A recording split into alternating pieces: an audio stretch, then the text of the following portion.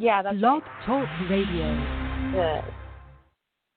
Good evening, everyone. This is me, Jonathan Alexander. I'm here to host our show, Life, Laughter, Happiness. Today, I have my co-host, Barbara, here with me. Are you there, Barbara? Yes, I'm here. Hi, everybody. And why don't you introduce our guest today? Because you know well. Okay, I'm so excited, everybody.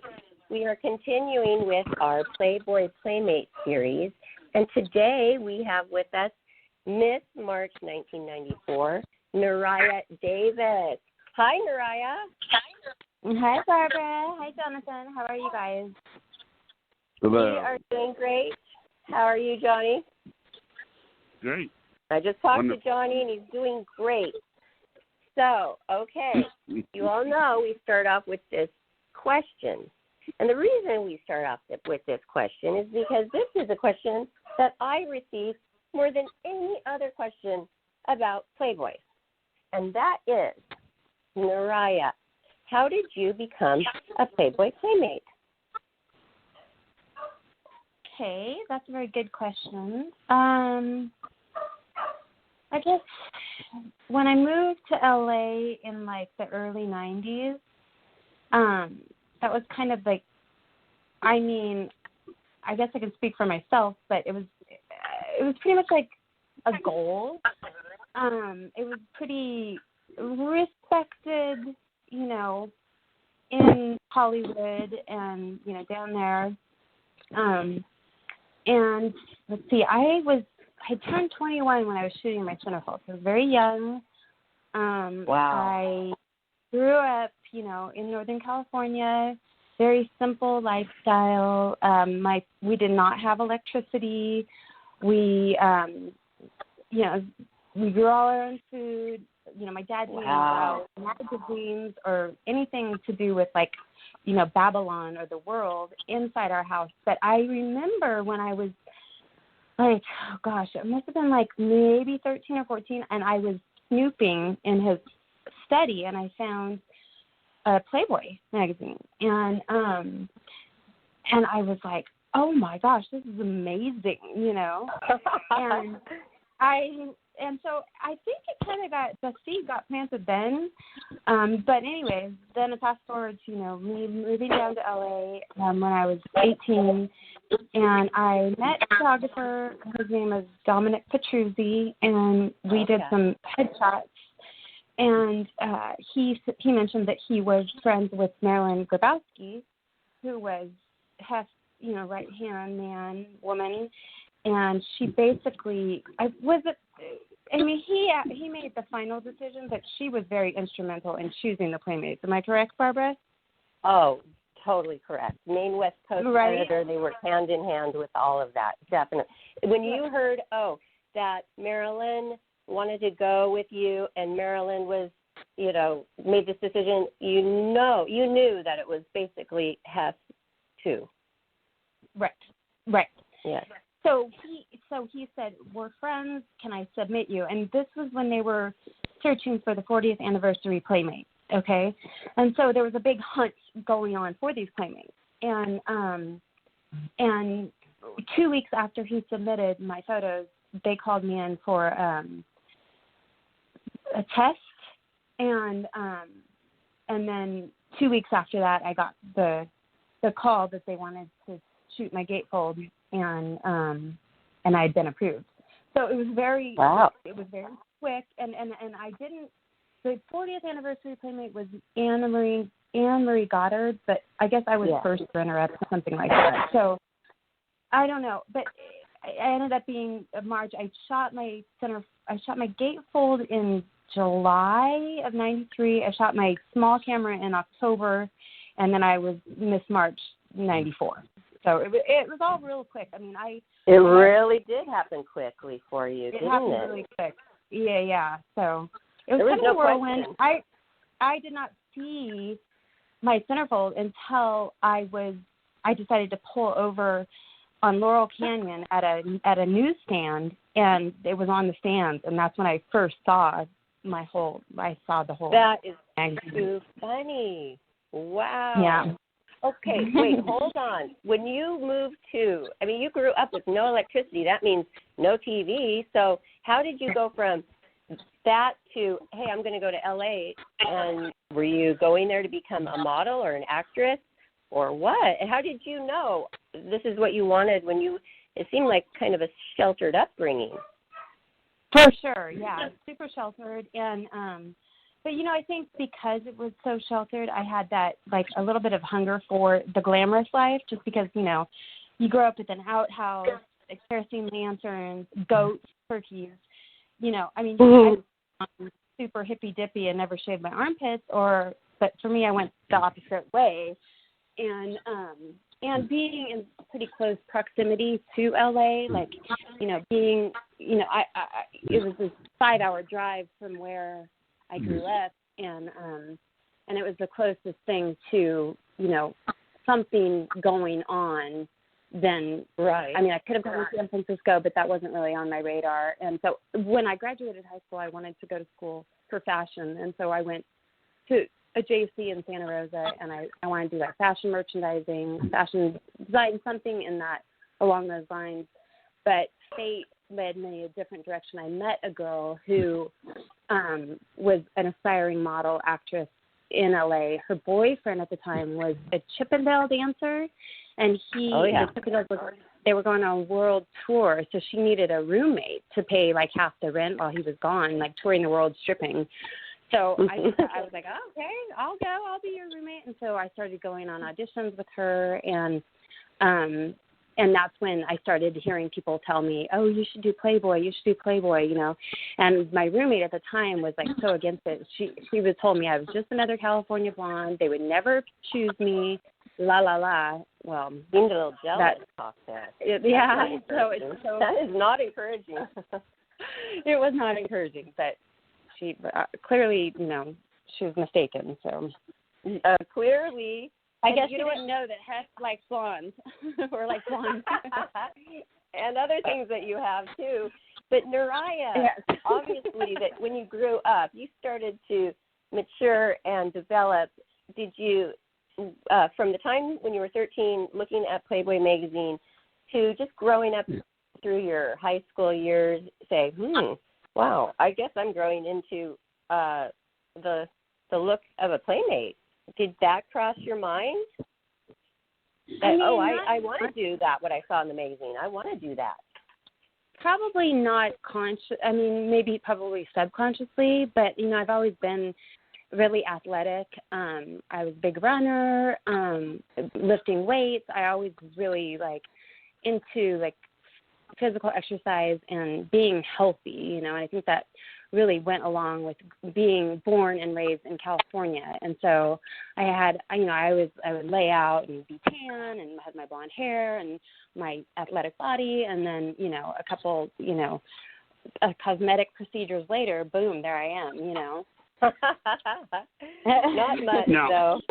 Just a little. Just a little. Yes. And I agree, and our stories are very similar with that, with me seeing my dad's Playboy magazines at around the same age, 12, and, you know, it was always in the back of my mind, you know, not like, oh, that's my goal, but it was in the back of my mind, and then when it happened, you're like, wow, maybe I was manifesting this in a way. But I think Johnny had manifesting without knowing it, you know. Johnny had a question, I think. I had no idea what manifesting meant, you know, but now it's like, okay. Yeah. Go ahead, Johnny. Is there a Playmate that you kind of model yourself after? Like, for instance, you know how they say, like, basketball players, people that do basketball, they see someone play basketball and they think, wow, or they're boxers, and then they see I don't think I'm alone in this. I could be wrong, but I for sure, like, the ultimate ideal when I moved to LA was Pamela Anderson. I mean, she was like the ultimate was she ever a Playmate? Yeah. Was she?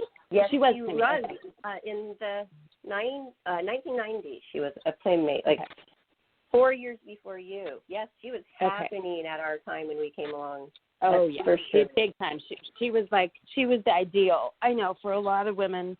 and young girls that were, you know, coming to LA. And I remember I ended up having lunch with her. You remember Billy Adkins, Barbara? Oh, yeah. Yeah. Yeah, and so he was sweet. like, oh, I'm having lunch with Pamela Anderson. So I was able to meet her, and I thought she was just so gorgeous and sweet, and she just was so beautiful, you know. So, yeah, she really was. Johnny, she was definitely, she was probably, you know, she was a goal for sure. Right. And remember, everybody, when she got Baywatch, first she was on Tool Time. And even then, people were saying, for the auditions, we need the Pamela Anderson type. And, you know, they'd always send you, I'm sure, and they always sent me. And that was the thing. And then when she, like, plucked all of her eyebrows out and made them thin, then everybody was doing that to me. And it was like, oh, no. And that I didn't like. But it happened. Yes, everybody was trying to emulate her, and it was a big deal. Right, but okay, so she's the one, and that's a good question, Johnny, because I have one. She wasn't famous, just a Playboy Playmate, but I always thought Cheryl Bachman was like the perfect Playmate look. I loved her long, straight hair and the perfect hard body. I remember when she walked into, I was in a nightclub, and she walked in there with, so her boyfriend at the time was a Chippendale also. And they walked in, and she walked in, and I was just like, oh, my God, because she had that gorgeous tan, the beautiful long hair, those cheekbones. I mean, she was just stunning. Yeah, she was gorgeous. Yes. Okay. So you totally agree. Yes. Yeah, the epitome. And I remember she was right before mine, and I think a lot of Playmates, right before they come out, they are looking so much in all of the other issues, obviously, and we find our favorites and stuff like that. Yeah. So that's definitely cool. Okay, but Neriah, I wanted to know, it says in the Playmate book, which is the big white one with all of our centerfolds and a little write-up. This was years ago this came out, but I just was reading yours, and it says that you wanted to go back and get a degree. Did you ever do that? No. I've done a lot of, you know, education along the way, but it's never been like a formal education. Like I got my certificate to teach yoga. I'm certified to teach Pilates. Oh, wow. I do hair and makeup. So like I've educated myself, but in different ways. I haven't actually gone back to college. It's something that I just feel like, and I tried to tell my daughter this, like, you know, learn to do things that you love and have multiple talents. That way you're never stuck in one thing, you know. Good advice. Well, Very and good so advice. she wants to be an athlete, but then now this year has been crazy because a school got canceled, sports got canceled. So I'm like, okay, maybe it's time for another backup plan, you know.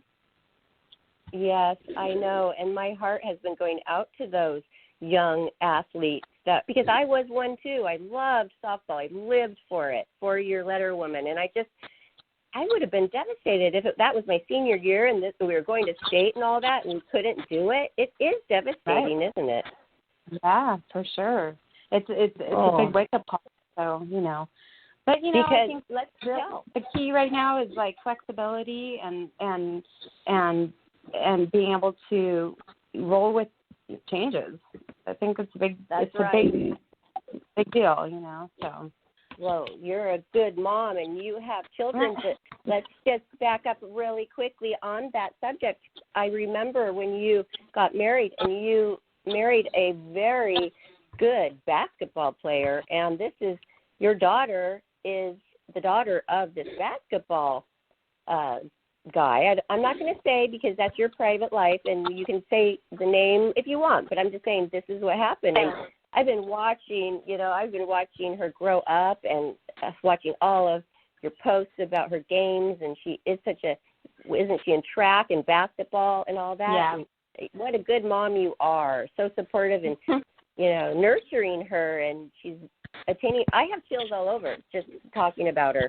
And, yeah, and then you had more children after that. So do you want to tell us a little bit about your family? Yeah, sure. I have her, and then I have my son. He'll be 10 this month. And then that's it. I'm good. Okay. Yeah. But I wasn't sure if you had more. No, I'm good. Yeah. Okay. Also, don't you teach, or aren't you a photographer too? I thought you dabbled in that or started that. Yep. I've been shooting pictures for about 20 years now. So, yeah, that's super fun. Yeah, it's been a great career. We live far apart.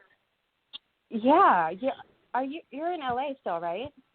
No, I moved to Huntington Beach a year ago. Oh, Huntington Beach. Okay. Oh, that's nice. I know, because I always think, you know what, I should have Neriah take my picture. So I'm glad to know that you still do that.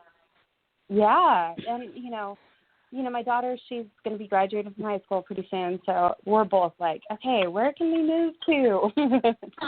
Really? Oh, wow. Yeah. Oh, my gosh. I like where I live, but I miss LA. I really do. You do? Because you know what? There's two sides of me, Neriah.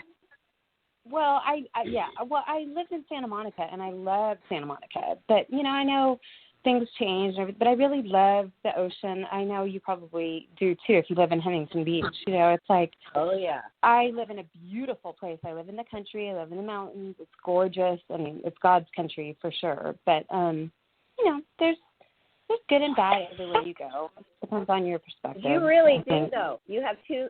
I'm sorry to interrupt, but you have two sides. I've always known that about you. You have your LA girl, city side, glamorous, sexy, glamorous, amazing socialite. And then you have where you like the country and you like the nature and you like the hometown feel. You really do have two major sides to you, which is amazing. I know, and you've always known that. You've always known that. Oh, Neriah, let's tell them about us. We model together so much, more than a lot of my model friends. We did all the Frederick and the Shirley, Hollywood, all the lingerie. Totally. We had some good times, for sure. But I wanted to... Oh, go ahead. A funny story, because I remember when I was roommates with Elkie, and I took your place being her roommate, and I was looking for a car. And I remember telling you, oh, I think I want to get a 4Runner. And you were just like, what the hell is wrong with you? You need a Mercedes or a BMW. I was like, well, I do. I don't remember saying that, but I can imagine I would. But then what did you do? You showed up in the hottest, it looked like a shark, BMW sports car. It was hot. You did it. I got to get a Beamer. I got to get an 850. Yeah, okay, really? That's what I need to do? Okay, I'll just go get one now. And you did. You know what? I have. Go ahead. Remember when we went to Chicago for Jerry Springer show? Yes. It was the Jerry Springer show, and the Frederick girls went to Chicago for this lingerie show on Jerry Springer to show the wives what they should do for their husbands. Oh, can you imagine doing that now? Oh, my God. No. Oh, my gosh. But I remember separated. We were on and they took away, like, I think I had mace or something. They took it all away, and they kept us separated from the wives. It was crazy. But on the plane, I was telling you girls, like, about my ex-boyfriend at the time, or now, how he was treating me and blah, blah, blah. And you were like, oh, you're like, no man should treat you that way. You deserve diamonds and this and that. And sure enough, I was like, you're right. And I remember I broke up with him. I moved back to LA, and I was like, it was like a new chapter in my life. So I just want to thank you for that advice. Oh, wow. I got chills on that one, too, that confirmation when you get chills. Oh, good. I love these interviews because things like that come out, and then it's things that I don't remember but were so important to you that are memorable. Totally. I love that. I love it so much. I have a little. That's a big impact. Did. And that's when you got the diamonds in the cars. And I mean, really, when you are a Playboy Playmate, if you just put your mind to anything, it helps so much. Didn't it open a lot of doors for you? Oh, definitely. All those, like, a decade of, clients like Shirley and like Frederick, like, that was great income, and it was such a great experience. And so I really don't think if I wouldn't have been, a Playmate, it made me world famous. And it's so crazy because it's been, 26 years? And I get fan mail every day. I'm like, how are these people even finding my address? Like, it's crazy. Why am I still getting fan mail? Like, it's unbelievable. Isn't it? It really is. It really is. It really is, and it's wonderful. Well, and there's the most loyal fans. What I've also noticed, this is something that I've also noticed, is that amongst Playmates, is that they seem to have, if I'm not going again, they seem to have, all of them have at least one fan that's like really diehard that will go across the desert for 5 miles and stand for them.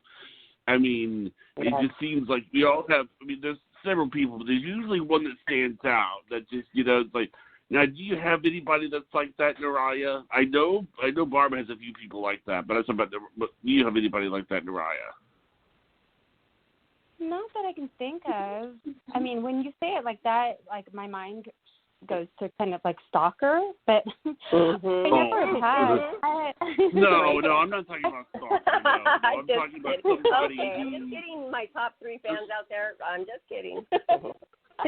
I'm talking like somebody that if you were in a jam, that they would help you out. Somebody that does that make sense? Well, I mean, I have friends that are like that, but I don't. Maybe they started out as fans, but no, I have great, wonderful relationships that I've made because of my, being a Playmate. I still, now I have to be careful because, my daughter is a teenager and her friends, her guy friends are like, there's the all the internet and Google, and so that can be a little tricky, but, Right. But no, as far as crazy diehard fans, I don't think, all my fans are pretty cool and pretty, I don't have any stories that I could, tell you. Okay. Crazy. No. Well, that's fine. You know what? I feel like I want to tell you something that is a little tidbit of, it's a wonderful compliment. I was talking to Stephen Wada, who shot our centerfold, who we love, and I asked him, or maybe it wasn't that. It was like Alexis Vogel was there. She was asking him, who are your favorite models to shoot of all time? Who have they been? And you know who he said? I was there that night. Didn't Davis. You say, and you. Neriah Davis and Barbara Moore and one more, Anna Nicole Smith. The top 3. Gosh. Us. Yeah. Oh, my gosh. That is a huge compliment because he's amazing. And, when I was shooting my gatefold, okay, at the studio, God, it was on Sunset then, right? Was it on Sunset or was it in Santa Monica? It was on Sunset, Sunset. It was my birthday. It was my 21st birthday, and I was like in this old classic truck, and all the lights were set up, and Alexis comes in and she says, and rests her soul, because I did not have any idea that she was even sick. Oh. Yeah. Yeah. So that I am so sorry. Yes, we did a whole tribute show on her here. She's so amazing, and but she came in and she told me, she said, Anna Nicole Smith she's in the building. She wants to come and say happy birthday to you. And I was like, okay. And so she came in and she was so beautiful and so sweet and had that drawl, and she was like, she wished me happy birthday, and she told me I was beautiful, and I was like 21, and I was like, oh my God, this is amazing. So yeah, that was, and I think Stephen was shooting that day. So, but yeah. Yeah. I'm fortunate to have worked with those really talented people, and such a great, such a great moment in time. I think the 90s Playmates were just so amazing. Like, I'm grateful that I was one of them, but they're so stylized, and the whole team and everything is just, I've seen some Playboy pictures lately, and it just looks like just basic porn now. Like, it's nothing, there's nothing like, but maybe it's just the times, back then things were different, so. Maybe it is the times, or maybe they don't have the budget. I mean, they had huge, big budget for us back then, and we were flying all around the world. I'm looking at your one of your pictures. When we say small camera, that means all of the smaller pictures around the centerfold, which makes up your whole layout. And I'm looking at one of those photos in this Playmate book. You guys should look Neriah Davis up, Miss March 1994. Your centerfold was dynamic. Your pictures were great. So much you could do with the old truck and what they had you wear. And it is so funny because it is like the hippie kind of look with the wonderful flowery blouse and I know. I was really happy because when I picked it up off the newsstands and I opened it up and I saw it, I was really happy with that kind of angle that they went with. I thought that was really authentic to me. Very. It matched you, and they try to do that. They match the personality. They really put a lot of effort and thought into it back then. I love it. So what happened when it came out? Was it a big deal for your family? You're not talking like it was like anything that was hard to tell your mom or dad. So tell us about when that. When I told my mom, I'd already decided that I was going to do it. But I thought I should tell her about it, before I did it. And I just said, so I said, Playboy wants me to, shoot their be a centerfold. I said, what do you think I should do? And she said, well, she said, when I was, 20, 21, and if somebody asked me to be a Playboy centerfold, I can't tell you if I would have said yes or no. So do whatever it is that you feel is right, The only regret that I have is, and I didn't think about this because I was so young, but the only regret I have is that I did it when my sister was a senior at high school.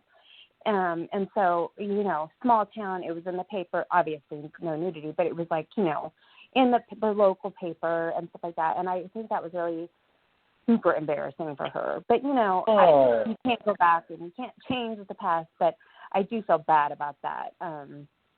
But no, it wasn't something that I was afraid to tell my family about. I mean, where I grew up, people swam in the nude. They laid out in the nude. We would have like brown bet contests during the summer. So you could, so it was, like, nudity was not a big deal. So, it wasn't something that my parents, they didn't like disown me or anything like that.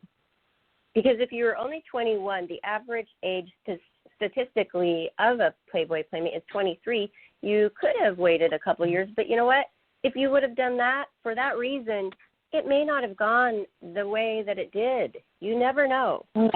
No, I know. And I certainly wasn't going to wait. It was something that I was super excited about, But it was a weird time just because, like, my boyfriend at the time, he was a youth pastor, so there was all this conflict about sin and la, la, la, la, so. Same with mine. Same with mine.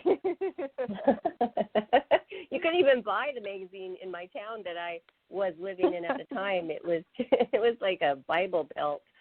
So we had to go to the town over. And they called my grandma.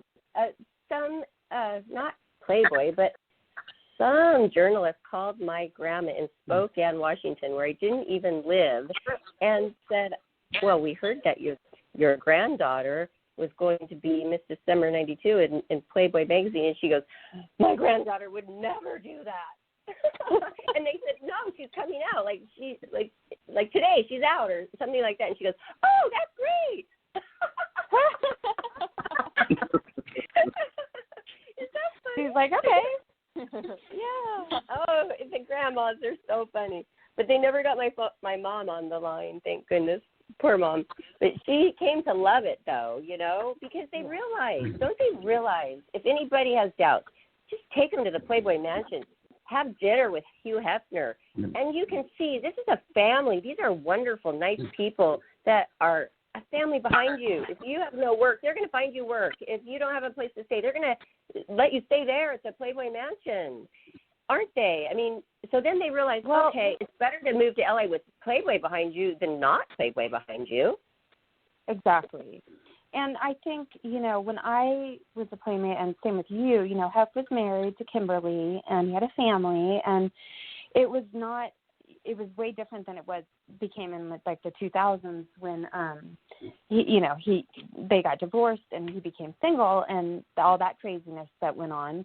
Even then, it was such a great career, like promotions and being a bunny. Like that was something I was doing, right up until I got pregnant with my daughter, so it was like, it was an amazing career. And the money that you make becoming a centerfold it's not a lot, but what it can become, like all these jobs I got modeling after that. And I always joke around and say I went from no clothes to, modeling with clothes on because of being a centerfold, That's right. And you were one that moved to LA right at the time your centerfold came out, and you took a lot of advantage of all the modeling opportunities that were there because you had the perfect hourglass figure. And I know one of your best assets is your very tiny waist. Can you tell us your measurements?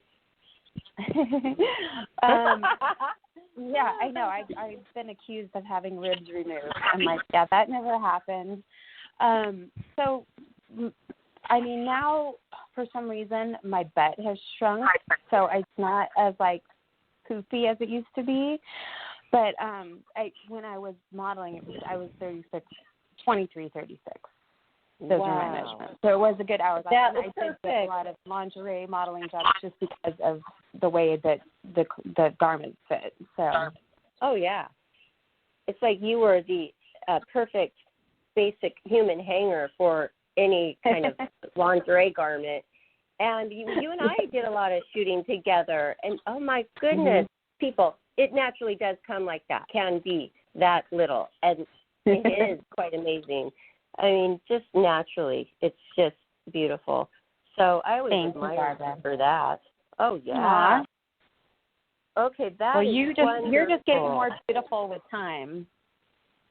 Oh, you see my Instagram. I just thought, hey, I moved and I found all these photographs from all these years. I mixed them with the new, and then I put like a catalog photo in there, and just from my past, and it's just like, there's no way we could ever run out of photos if we're doing that kind of thing, if we're looking for photos from our body of work that we've done. You cannot run out. And it's I know. It gives you like, you're like, hey, wow, I really did do something. I really worked, and it was amazing. Yeah. And you know what? That's my perk in life, that I can have this freedom. I got that, and you know what? I'm not going to just put it under the rug. I'm going to use it. It's my perk. This is a wonderful life. I'm sorry that happened to your sister, and it is a little hard when they become teenagers and they've got the hot mom still. But, hey, that's our life, and some people think that our children choose us. Right. I mean, how are you in the spiritual world? Like, what are your beliefs? I also read that you and youth clubs in church.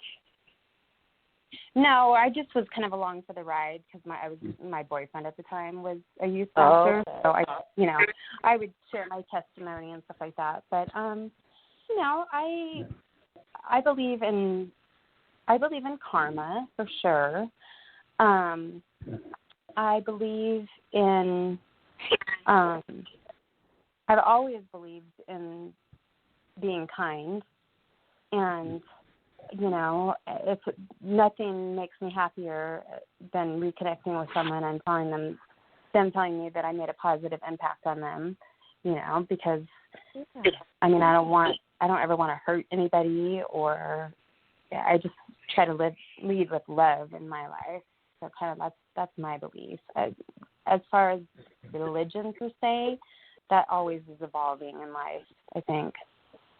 Right. That's good. Very positive. A good positive outlook, and good. And you're a wonderful mom and family woman. Negativity in the world. We do not need any more people. No. No. Do you have a best friend playmate? What's that? Like one playmate out there that is like really your best friend, the closest playmate to you. If you don't have one, that's fine too.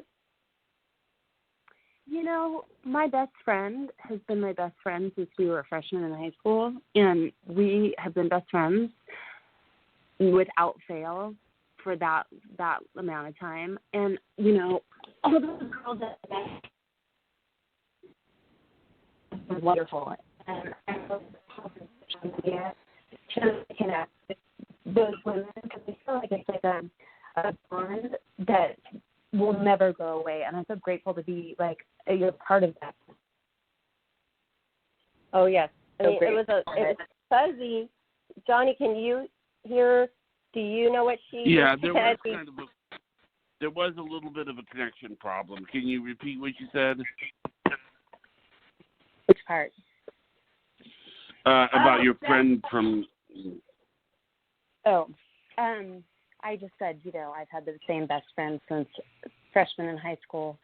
And then when I, moved down to LA, my girlfriend, best friend was Brooke Burke.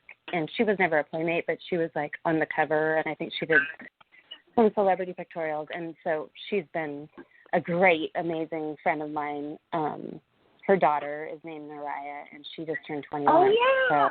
So, yeah. Can I say the name? Brooke Burke. Yeah. Brooke Burke.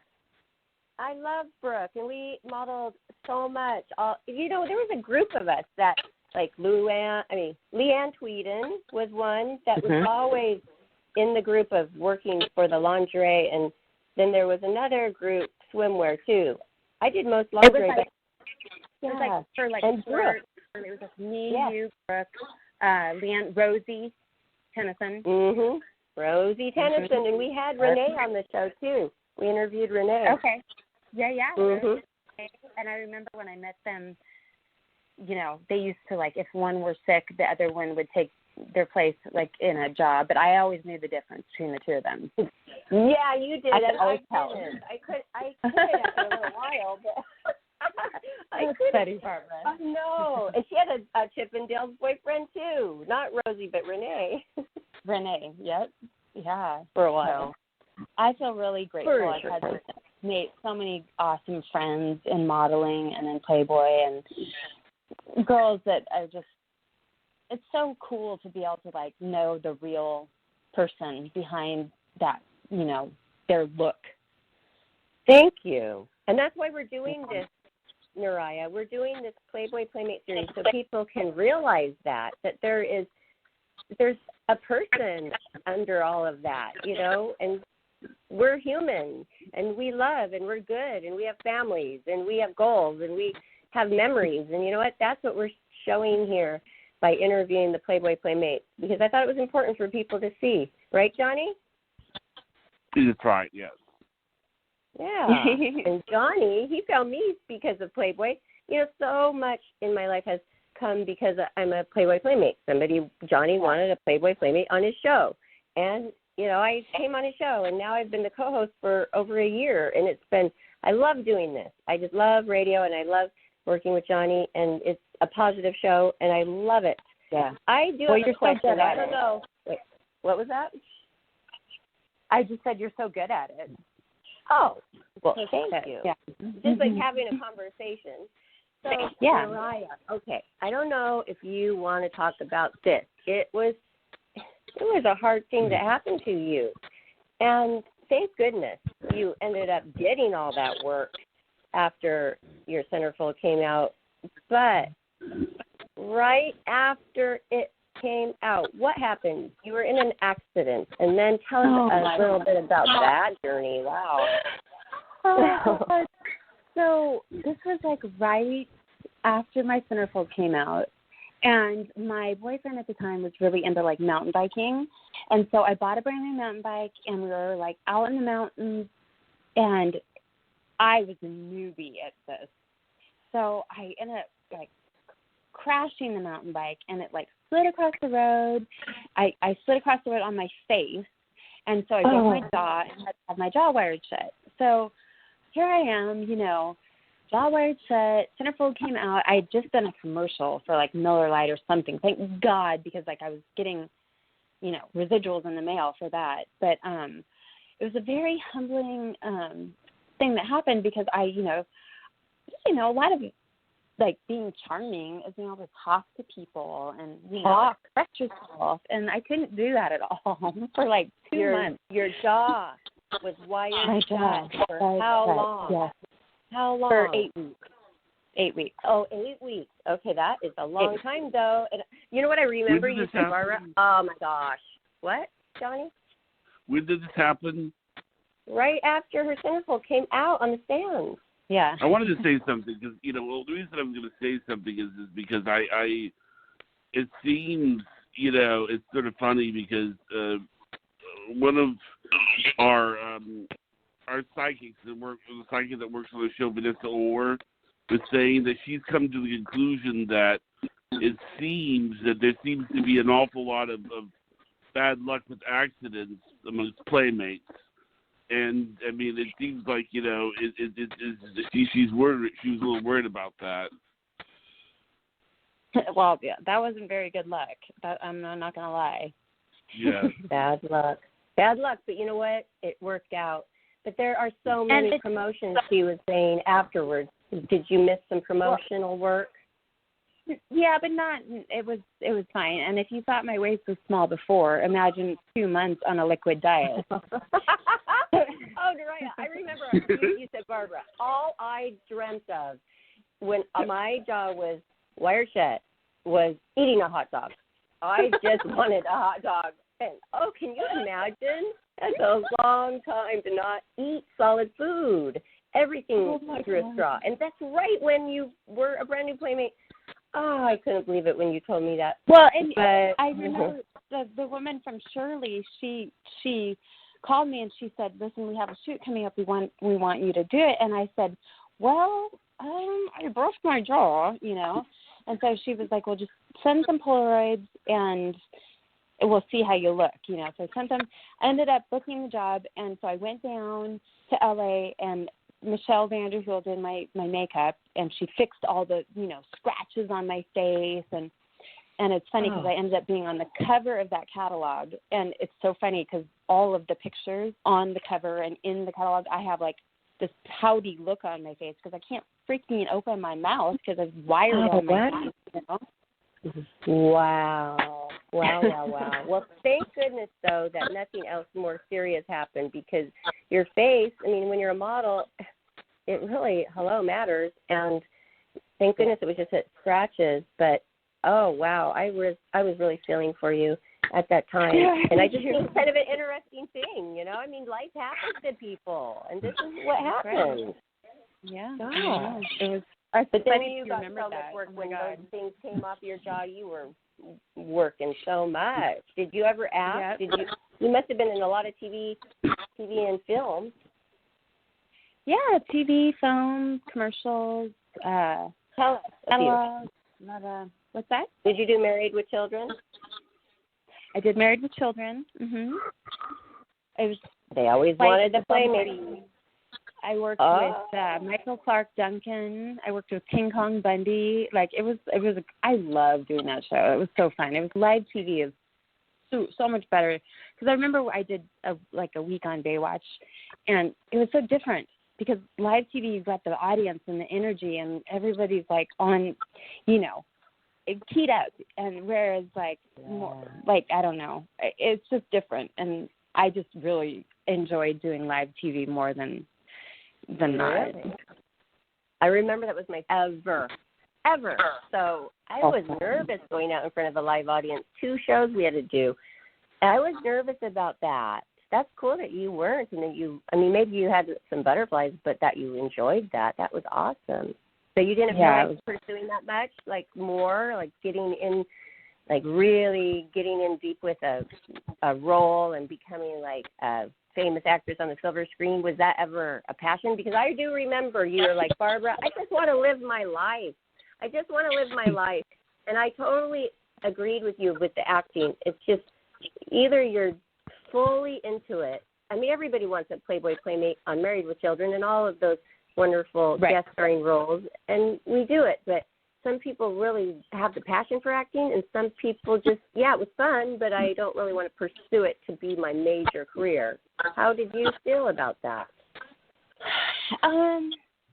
That's a really good question. I think I probably initially wanted to be an actress, but then once I moved to LA and became a Playmate, I saw that it was really pretty much impossible to have a serious career if you'd been a Playmate. You're always going to be typecast. And then I also didn't want to sell my soul, and there was plenty of opportunity to do that, and that just wasn't me. So I wasn't willing to do whatever it took to get certain jobs, and I was fine with that, But that's just me. Everyone's different. I know why. There's a lot of actors out there that have done whatever they have to do to become famous, and that's okay because everybody's got their own path, Right. But that's probably why you were saying that to me. I just want to live my life, and living your life didn't mean sacrificing your soul for any reason, and so you did not do that.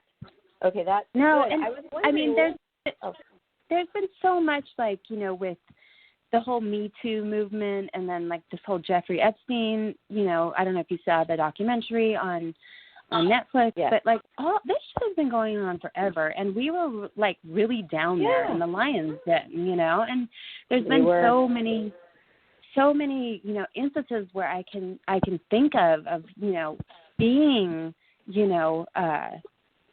trying to people trying to manipulate you and trying to get you to do things with these promises, and it's just I didn't like it, and I've been a little passive aggressive, sending my centerfold to people that have tried to victimize me and be like, oh, if you give me a hand job, I'll get you into Playboy. It's no, gross. No. So I was sign it and send it to them. Here you go. Happy trails, buddy. And did you know Hess really cared about, I'm sure you knew that he cared so much when all of those girls were going to Brunei, and Hess sent out a letter, I still have it, where he signed it saying, if you go, any of you go, you will not be welcome back here at the Playboy Mansion. And we will find out. And I remember when BJ Turner had some girls come in and look at their passports and one wanted to see if the stamp for Brunei was in there. They were doing that. I heard from a Playmate, they did that to her, and she did not go. And so, but they never brought me in to ask me, but I remember when all that was going on, and I thought that was quite scary to go over to some foreign land where they took your passport away, and what we've heard what goes on over there. I even told my dad about it, and I go, Dad, this is going on, and he goes, people get beheaded over there. But they were going for money. You know what? Some people do, some people don't. I don't think it's worth it. I do not think it's worth it. No. I know. It's how are all these girls affording these brand new condos, and everyone's got a new car, and I just didn't. Then I started to hear more about it, and I was like, oh wow, and I actually got recruited a few times, and I never went to meet the lady. I was just like, oh no, that's not even on the table for me, Me neither. I was wondering, since you were from California, but Northern California, which that's 5 hours away, and you had a lot to shoot with Playboy before when you're shooting your centerfold for a week, then you are brought back to shoot all of the other pictures, which we call small camera. Then you're doing probably work with all of their other publications, which are the newsstand specials back then, which are, 20 more magazines, Bathing Beauties, Playboy's Lingerie, Playmate in Bed, tons of them. Now, you were probably doing a lot of that. Did you stay at the Playboy Mansion overnight ever? So no, I never did. And what happened was I lived down there, and then I was living in LA when I did my centerfold, and I moved back up north when Linda Sobek was killed. Oh yeah. Do you remember that? Oh yeah, I was in a cow. I was the one replaced. Oh my gosh, I was replaced on a poster with her best friend Brooke Morales, I think her name was, and that was her best friend. And I flew on the private plane with that and you probably know that photographer down in Orange County. He flew us in his private plane down to Baja, Mexico, and I had to shoot it for her, the Pacifico beer poster. And they were like, Barbara, I'm glad it's you because we know you. And they were sad because they had been planning this photo shoot together as best friends. She was doing a different poster company, and she was doing the Pacifico, Linda Sobek, and that all happened. And I remember getting the call, and I was visiting my mom in Seattle, Washington, and they said, we need to replace Linda. She's been killed. Oh, my gosh. That was like, I do remember that. And I also was in a calendar with her, which was beautiful. Sobek, Sobek. Yeah. And she was a raider. She wasn't a Playboy Playmate, but yes, I do remember that. So go on with your story while Johnny obviously is that just really shook me. Oh, and then that was also around the same time when I was living with Elkie, and that guy from Milli Vanilli broke into the apartment. Oh, God. Oh, no way. I forgot about that. Remember that? Okay. So this girlfriend of Elkie's, this German girl, she was dating one of the Milli Vanilli guys. And was that before they found out or after they found out that they weren't really singing? No way. And this guy broke into your apartment? Tell us about it. So he came in, and I just didn't, because it was Elkie, and then it was someone else, and then Elkie and the other girl went back to Germany, and then this girl Simone was staying in the apartment, right? Right. But I was working all the time. I was a working model. I was never home, and they were practicing cokeheads, so they were up all night and sleeping all day. So I was never home when they were home, and vice versa. So I come home, they come in, and the guy from Milli Vanilli, who's dead now, and Simone, and they're fighting, blah, blah, blah. And I told him, I said, you need to leave because she obviously doesn't want you here, so leave, okay? So they both leave. So I set the alarm because I'm like, I don't know, I had an unsettling feeling. So I'm sitting there, and the alarm goes off. I see it's in her room. Remember, it was like on the ground floor, sliding glass doors in the back. And so the alarm goes off. I see it's in her room. So I run into my room. I run into the bathroom, lock the door. I call the Beverly Hills police. They're there in like 3 minutes. And they apprehend him on the side of the apartment. And they bring him back through, and so I can identify him. And he is just out of his mind. He's like, I'm going to kill you, white bitch. I'm going to come back and slit your throat at night and all this stuff. Oh. And so they see his headshot on the floor, and they're like, oh, are you Millie or are you Vanilli? And I'm like, just messing with him, But they took him to jail, and then I left, and I stayed with a friend in the Valley that night because I was so afraid that he was going to come back and do what he said he was going to do, Yeah. And so I stayed with her, and then I ended up, then Linda got killed, and so I was like, I'm done with LA for right now. And so I moved back up here for a couple of years, and I would just commute back and forth for modeling jobs. But I never stayed the night at the mansion, but I worked there many times as a bunny and as a playmate, and it was always a great experience. Yes, and I always felt kind of bad for the local California girls because when you're far away, I was living in Nashville at the time, and I came back 8 times, and every single time it was like a week at the Playboy Mansion, and it just was so wonderful with sleeping there. Oh my God! Yeah, right. But it's okay. The heyday, huh? Yeah, and it just was like wow. But I always wonder about the girls. Do you ever think about the girls who try out for Playboy and don't make it? And they've stayed at the mansion for a week shooting their centerfold, and they don't make it. How do you think they've dealt with that? I've never even thought about that. I do think about that.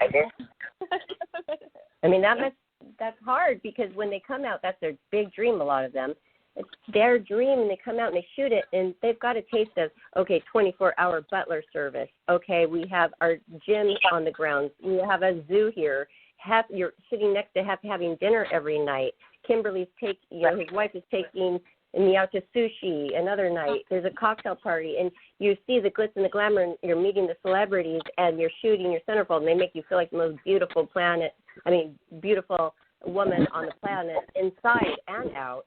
And you then get that taste of it, and then you don't get it. How do you think that makes somebody feel? Yeah, how do you think that makes somebody And then they feel? go back to, like, their little, like, town in Ohio or something, Right. And then Playboy uses one of their test shots for the back of the magazine or something. Yeah. Kidding. It's so crazy because when I was a Playmate, it was just everything was such a whirlwind, and I really enjoyed it. I wish I would have been a little more, like, worldly, but I was so innocent. But, it was still, it was a great memory, and I had a lot of fun with it, That's wonderful. But that's what it was all about, is not being worldly. It was about Hugh Hefner finding the girl next door. That was the magic of it, being a Playmate. You're right. You're absolutely right. Yes, I was like a very typical Playmate then. Oh, gosh, yes. But then you went on to be one of the biggest models in that era. All the lingerie and the swimwear and the posters and the commercials and the TV shows and film. I mean, you did really live a wonderful life with that. I had a career for really not planning on it, Exactly, for not really planning on it. You really did. Yeah. That was quite amazing. I wanted to take this time, because we're closing the show, for you to tell the listeners where the best way is to find you. If you're selling anything, if you do eBay or social media, where would you like to be contacted? They can always, let's see. I get a lot of contacts on Instagram, on just Neriah Davis on Instagram. I still have my P.O. box where I can get fan mail, and it's, if you guys want that, I can give it to you. Okay, do you want to say what you charge? How, like, if they have a photo or a magazine that they want to, we don't say what the charge is on the air, but they send this to you. You can sign it for a fee and then send that back to them. Go ahead with the address. Yeah, I'm really good at returning mail too. So it's just P.O. Box 34, and that's in Vallecito with a V, California, 95251.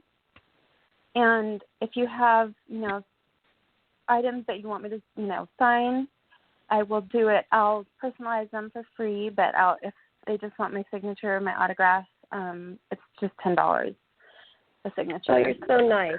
You know why? Because Hef always says to the Playmates, when we did GlamourCon a lot back then, could you please just charge $10 per signature? These people, they're like, their highlight of their life is getting an autograph from you. Don't bust their balls. No. And that's what right? You just sign it and let them have it. It's their dream. I'm good with that too. And people send me things and there's no check in there, but Do they still have GlamourCon? Remember the expo? That was so much fun. Yeah. They don't have GlamourCon anymore, and that was sad when that stopped, but I guess they just weren't getting enough people buying tickets at the door anymore. Okay. They just weren't, and Hef would come, and that would be really helpful to us because everybody wanted to meet Hugh Hefner. I guess, you know what, he's telling us to sell our autograph for $10, but he charges $6,000. Oh, God bless him. I know. Was it sad for you when Hef passed away a few years ago? It was, yes, very sad. It was. I have nothing but great memories of him, and there was being a Playmate and being a bunny. I got asked some ridiculous questions. I'm not going to lie, but I have nothing but respect for him because he never showed anything but respect for me, and that to me speaks volumes. So I was always really proud to be associated with the company, you know. And I think a lot of people who have something negative to say are just jealous or feel like they want, or I think that's just basically what it was. I think people that, you know, were jealous didn't know, you know, they just assumed that, Right. oh, you're planning, you had to sleep with Hef, you know. Oh, well, actually, I shook his hand, and that's the most we've ever done. Exactly. So that is our kind of description of the relationship that we've had as the 90s Playmates with Hef, because like you were saying earlier, we came along, he was married. He really was serious about his marriage with Kimberly Conrad Hefner, very serious. He had the 2 little kids. I used to see them every morning for breakfast, and one, Cooper, was in the high chair, and that's what it was like. And did you ever think, oh, gosh, it's like that? No, I've missed all of the great wild parties. Right? Kid toys. There's kid toys everywhere. Yeah. And, oh, my gosh, like, to talk about Kimberly, how beautiful was she? Absolutely gorgeous. And then I guess Cooper's, like, running. He's in politics. Saw that in the news. Yeah. So he seems like a really cool person. Yeah. I love him. He likes the story. When I took a picture of me with him while he was in the high chair, and he was, like, 1, and he loves it. And I think he loves it. I loved his mom. And we were closer than most, but she was kind of kept to herself. But I was friends with her. We would go out to, like I said, sushi all the time. And she wanted to work out. She loved working out. And so we did that a couple of times. She was totally cool. And I think she raised a couple of really nice boys with Hef. And, wow, so that was wonderful. I had another question. Let's see. And now it was on the tip of my tongue, a wonderful question for you. Johnny, while I think about this question, do you have any questions for Neriah? Well, my curiosity is that, I mean, do you feel there's a difference in eras in how Playmates are treated? Like, for example, say somebody, a Playmate in the 80s is supposed to be a Playmate in the 90s?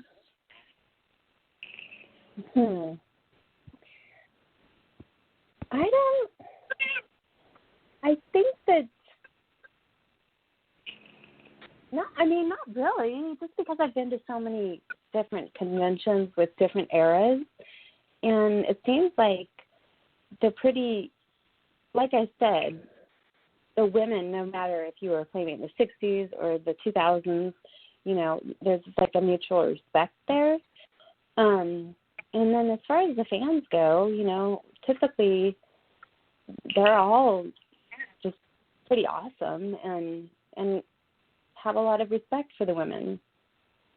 So it's hard for me to say how different eras are treated because all I know is my experience. Me too. I don't know, but I'm curious. And we've had some newer Playmates on the Playboy Playmate series, and I'm trying to figure it out. But I would like a Playmate from right now. They're still going on with it. I know the magazine, and I'm still unsure exactly when the actual tangible paper has not been printing anymore, and now it's digital. I'm wondering. I don't know when the last actual magazine with, and they still have centerfolds. I mean, I don't know. I do see some on Instagram with the hashtags of the Playmates, but it's way different than it used to be. You know, times sure have changed. Way different. It's way different. They have a plus size model now. How are you feeling about the differences? What I didn't like is when they had a centerfold and she had a cigarette in her hand that was lit, and she was totally nude with nothing else, no clothing, no styling, nothing, but just a cigarette. And I thought, what are they doing?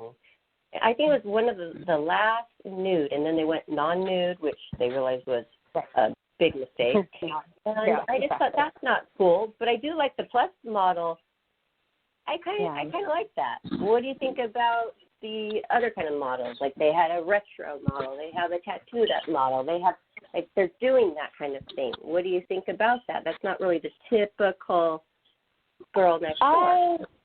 I appreciate it just because I think, for me, I know that, whenever I would have like friends or my sisters come to LA to visit me and they would like accompany me on a photo shoot, I always wanted them to see the process, like to see me wake up as just a normal girl, right? And then go into hair and makeup, go into styling, and then to see the finished product, like whether it be a poster or a calendar or something like that. With the airbrushing, like when I shot my centerfold, I had been camping the week before, and I had poison oak all over my legs. And in the centerfold, my legs look like a Barbie. I mean, like flawless. So right. I think that the ideal, I mean, yes, the girls in the 80s and the 90s, like, were, exceptionally, good-looking girls, pretty, natural, little enhancements here and there, but they all pretty much looked the same. I'm not going to lie. Like, you knew, like, okay, that's Playmate, big boobs, big hair, da-da-da-da. And I think that the face of beauty has evolved, and, like, you can have tattoos everywhere and be beautiful. You can have piercings. You can be plus size. Like, it's okay to, like, draw outside the lines a little bit. So I think, the 90s Playmates were very, like, typical Playmate, like, quote-unquote, Barbie-ish, right? Am I right? Yeah. But, oh, yes. But, you are. I mean, but there was some flat ones. But, yes, and I adored that. Like, I mean, I thought, like, natural, like, summer outfits, just gorgeous, naturally beautiful. Yeah, me too. But I think that it's a little bit of variety, it's a beautiful thing. And especially now that I have a teenage daughter, I want her to embrace her natural beauty and not try to be like, oh, I have to fit into this. She goes on TikTok and Instagram, Snapchat, and everyone's using filters and this and that. And I love filters. Do not get me wrong. But I said you can't look at that and say, oh, that's how that person looks. Like, this is how people really look, So just keep in mind that you're dealing with, an unattainable idea of beauty because it has been so, like stylized and filtered and stuff like that. So, I mean, yeah. You know what I mean. I agree with you because I have a teenage daughter too, and she's 13. And you know what? Hey, there are a few women that have those proportions, and just because one man said that is what they should look like doesn't mean the rest of the women do because of one man thinking that was the epitome section of a woman. I totally agree, and I love the full-figured Playmate. That I would love to interview her. I totally agree with the tattoo thing. It's a magazine just had to evolve. I mean, it has had to accept tattoos because all the hot women usually had them. I still don't have any, but it doesn't matter. I still enjoy looking at other tattoos, and he had to accept it. He didn't used to let the Playmates even have pierced ears, Neriah. Did you know that? No, I know. And he had to move with the time. He had to. Nicole Smith, what size do you think she was? She was a full-figured woman. That was different. Yeah, that was different. That was one of the first. That was amazing. I mean, her face was just so beautiful. But her body, though, it still was an hourglass. It was an hourglass. Right. Yeah. She was the Playmate year in my year. And do you know that we have had 3 pass away in my year now? Really? From tragedy, Who else? Yes. Stephanie Adams. I don't know if you heard of what happened with her murder-suicide. Stephanie Adams, she was right before me, Miss November 92, and I was December 92. She threw her 7-year-old boy, off a balcony in a New York hotel, very high up, and then she threw herself to her death. Oh, my God. A year ago. Mhm. I did not know this. Yes. I was actually on another podcast. They interviewed me about it because I was from her year, and yes, that happened because of some kind of bad divorce. Elisa Bridges, She overdosed. From your year, right? My year, 94, right? Yes. I remember that too. And then also Tiffany Sloan from my year, she overdosed. But she took the wrong route. I mean, I asked her, I said, well, why are you, okay, now you're a Playboy Playmate centerfold. There's so much opportunity that you could take advantage of. Why did you move back to Vegas to be a stripper? And she goes, I could make a lot more money headlining. So, okay, yeah, if you can do that, that's you. But then it went down the road of, drugs, and then she's, dead. So that's 3 in my year, 1 in your year, and due to tragedy. So that is very, very sad. But I wanted to say, I remember it's not really a question, but I wanted to say, I remember what I was going to tell you, that the 90s Playmates were considered extra special to Hef. Did you know that? No. He did say that often, and he says this because the 90s was when he didn't have a lot of interaction with the Playmate at that time because he was married, and he had to be careful of that kind of thing. So that is why he said that. But then everything changed when he got a divorce. Yeah, but we're special to him because, you know what, I was going to ask you what your relationship was like with Hef. But it was about like what mine is, I mean, it was strictly professional. We'd see him walking around the mansion, like that's his house, and he's walking around. But we weren't really sitting down, engaged in his space with like long, drawn-out conversations. It wasn't really like that. Nope, not for me. Definitely just 100%. It was a job, and it was, and I took it seriously, and they made it really known, especially when you were a bunny, and because Hef hand-picked the bunnies. Like, not every Playmate was a bunny. Like, he picked the bunnies based on tell us about personality. it, because I know. Yeah. Neriah, I'm sorry to interrupt, but I do remember in 1992, they weren't doing any bunny stuff at all when I came along. And I'm like, oh, gosh, those bunny costumes are so cute. And then they started it around your time, and then I wanted to wear one. And then finally I got to wear one. And it was like, oh, wow, this is amazing. I love it. But you did a lot of bunny there was work. Lots of rules. I mean, you couldn't sit, couldn't hold a drink, you couldn't be caught eating anything. Like there was strict rules to be a bunny, And people are always like, oh, did you get to keep the bunny suit? No, absolutely not. You did not get to keep that bunny suit. So, but and what color? You were blue, green. right? Oh, green. Oh, beautiful. My favorite color. Ooh, I love it. That was green. Yeah, and you had your own.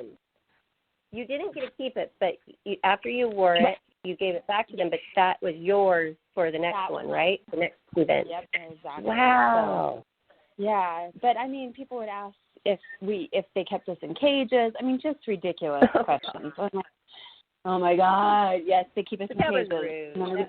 Hop around. That was just rude. Oh my gosh, I love the way it feels though. It feels so great having that tight around your tummy and your frame. It kind of holds everything in, and you wear did you wear 2 nylons? They gave us 2 nylons. One clear. 2 nylons. Yep. Why is that? And the legs perfect? To make them perfect, exactly. And your shoes matched your bunny suit. And the ears matched as well. I mean, it was a big deal. It really was. You were a perfect bunny. And to see people's reactions when you had that thing on was just men, women alike. I mean, they were just like, oh my God, it's a bunny, And then they would feel it if they put their arm around you and felt that around the midsection, just the firmness of that high quality fitted. Oh gosh, he very really knew iconic. What he was doing. Very iconic. He really knew. So. You know what? You are an iconic Playboy Playmate. You're one of the most popular Playboy Playmates of all time. And oh my God! I love no, I don't think so. Yes, you are, and I've heard that a lot of times, Neriah. I've heard that a lot out there. And it's been such a pleasure getting to know your story and hearing all of your details on how this was and who you are as a person and a successful career woman, model, and all the fun and the positivity that you experienced with Playboy, which is such a major, powerful brand we're so fortunate to be a part of. And this has really been a wonderful hour. So thank you, Neriah, so much. You're such a great interviewer, Barbara. Thank you, guys. It was really a pleasure. It's so great to see you again, and it's so funny the things that you remembered. Oh, yes. I wanted to ask you a question. She's going to do the shout-out, but do you by chance have Roku? Roku. Oh, yeah, I think so.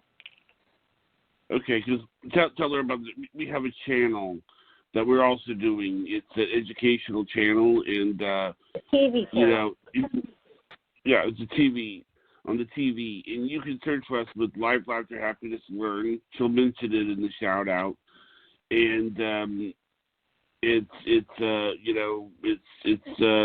if you have any ideas for anything educational that you can put on the channel, let us know. Okay. Okay. Yeah, I'll check it out. If you can teach. Yes. If you can teach anything, we're learning from people. I have a lady coming on who's one of my best friends, an interior designer, and we're going to use my living room. We're going to transform it right on. So, because I said, Johnny, this is like kind of a shame that, we're doing radio with Playboy Playmate, and they can't ever see us. So we decided we're starting this TV channel, so we do episodes with that, and it's found on Roku. So I'm currently doing the shout-out right now, Johnny.